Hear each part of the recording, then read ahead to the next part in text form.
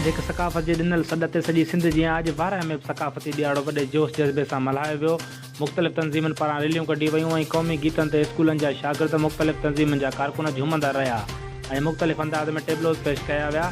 मुख़्तलिफ़ तंज़ीमुनि जे अॻुवाणनि ख़िताब कंदे चयो त अॼु जो ॾींहुं जेको असां मल्हाए रहिया आहियूं, अॼु जो ॾींहुं असां सिंध वासियुनि लाइ ईद जीअं आहे। असांजी तहज़ीब 5000 साल पुराणी आहे। असां फ़ख़्रु कयूं था त असां हिकु सिंधी क़ौम आहियूं। वधीक सियासी समाजी तंज़ीमुनि जे अॻुवाणनि ख़िताब कंदे चयो त हाणे असां सिंधी क़ौम खे पंहिंजे वसीलनि जी मालिकी करणी पवंदी। नाअहल करप्ट लुटेरनि ऐं सिंध लुटींदड़नि खे कढणो पवंदो। ख़ालिद हुसैन भट्टी वार।